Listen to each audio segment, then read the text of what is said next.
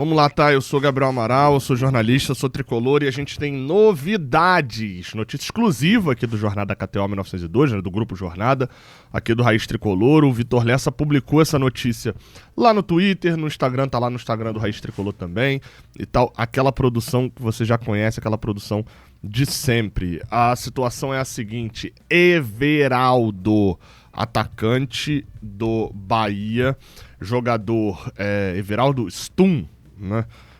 Também conhecido ali, atacante da equipe baiana, teve uma passagem muito chamativa pela Chapecoense, enfim, daqui a pouquinho eu vou falar um pouquinho mais dele.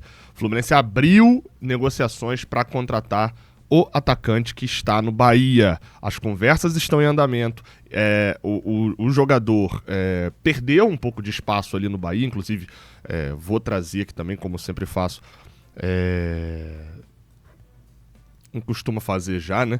O Marinho Júnior, o Puco, né? Um dos maiores canais lá do Bahia, vai falar um pouquinho também, vou trazer aqui para poder ele falar um pouquinho sobre o Everaldo. Mas a situação é a seguinte: ele perdeu espaço lá no Bahia, né? O William José chegou vindo da Europa, eles já tinham lá o Lúcio Rodrigues, né? Contratado no ano passado a peso de ouro também. E aí, com isso, o interesse do Fluminense. Falando do lado de cá, no caso do Everaldo, o que chama atenção é o seguinte: é centroavante. E aí, vamos lá, parece que eu tô descrevendo aqui o Cristiano Ronaldo, mas o Everaldo é alto, é forte fisicamente e tem boa explosão. Parece que eu tô descrevendo o Cristiano Ronaldo, mas por que eu tô falando isso? Porque são as características, principalmente a explosão, né, mas que o Mano Menezes quer pra dentro do elenco. Isso é meio óbvio. O Everaldo, ele tem relativamente bons números, tá? Se você considerar que o Everaldo, desde que ele chegou no Bahia, são 20 gols em 60 jogos, depois são 11 gols em 58 jogos, são 3 gols em 6 jogos agora, no geral, fazer mais de 10 gols por ano para um centroavante não é uma média muito ruim. O problema é que ele tem a marca lá de perder muito gol. A questão é a seguinte: muita gente chamou a atenção na hora e falou assim, pô, Everaldo, eu vi a reação logo depois, preferiu o Rony. A questão é que o Everaldo não é um paralelo ao Rony. A questão é que o Everaldo, ele é um substituto ao Cauã Elias. O Rony era uma outra pegada, era um atacante totalmente de velocidade, de força física, mas não de imposição, mas de força de velocidade. O Everaldo não. O Everaldo é um substituto ao Cauã Elias, que acabou saindo. Aí só entra a minha dúvida em relação ao Everaldo. Acho que é um tipo de jogador. Novamente, eu não tô falando de qualidade aqui, tá? Até porque ele tem as suas críticas lá da galera da Bahia. Ou melhor, do Bahia, nesse caso. Ele teve sua passagem lá atrás muito boa pelo Japão, pela Chapecoense. Até ali não era nada também de outro mundo ali, né, como jogador, mas depois daquela Chape em 19, ele acaba despontando bastante. Mas o perfil de jogador... O 9, que é forte fisicamente, mas que tem ali a sua explosão, me agrada.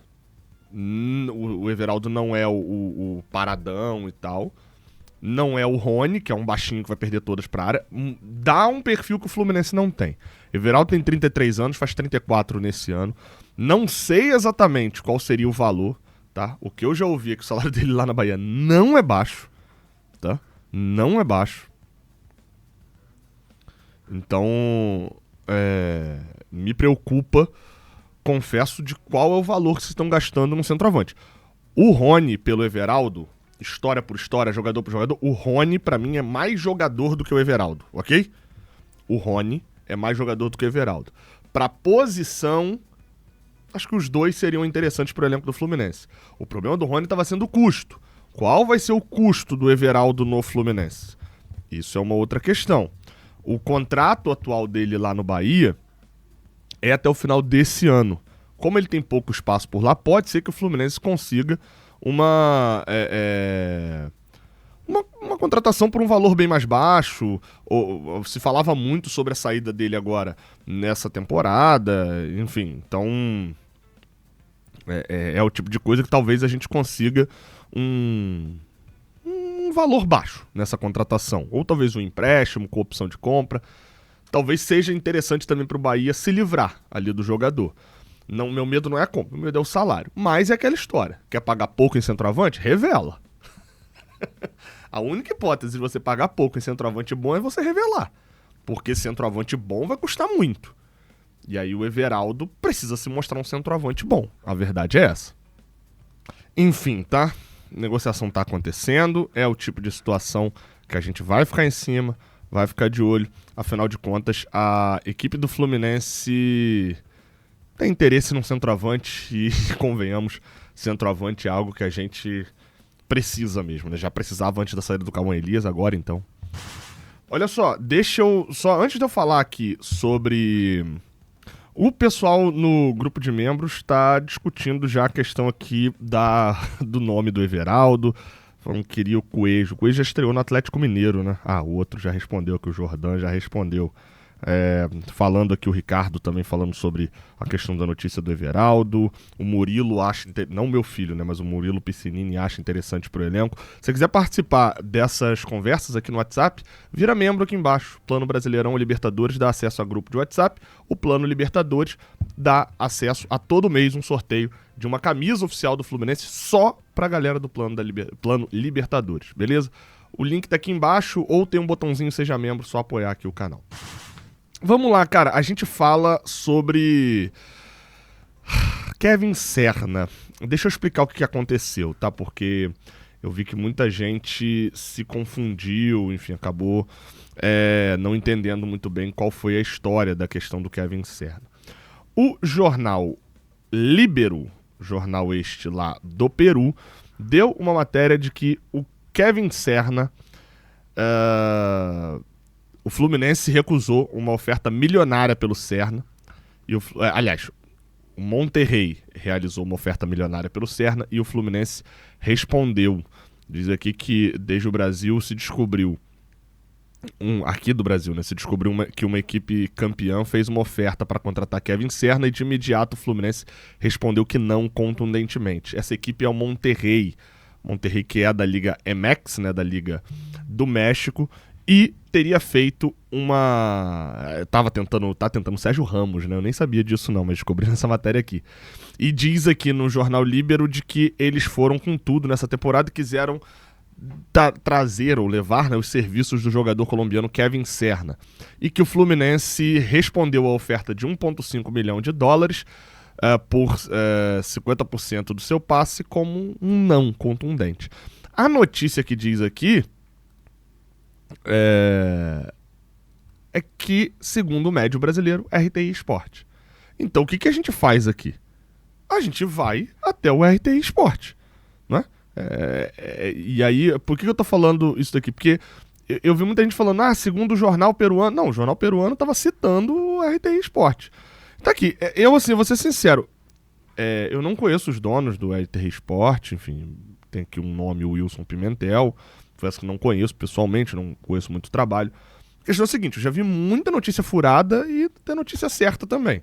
Então eu não confio piamente não. Mas como uma notícia tá bem descrita, vou trazer pra cá, mas vocês sabem que eu trabalho na sinceridade aqui, eu não vou enganar vocês. Diz aqui que o Fluminense recusou a proposta feita pelo Monterrey, que ele estava na lista do Demichelis, né? O Demichelis chega a enfrentar a gente na Libertadores do ano passado como treinador do River Plate, retrasado, mas o Serna não estava aqui ainda, né? Diz que esse era o pedido e que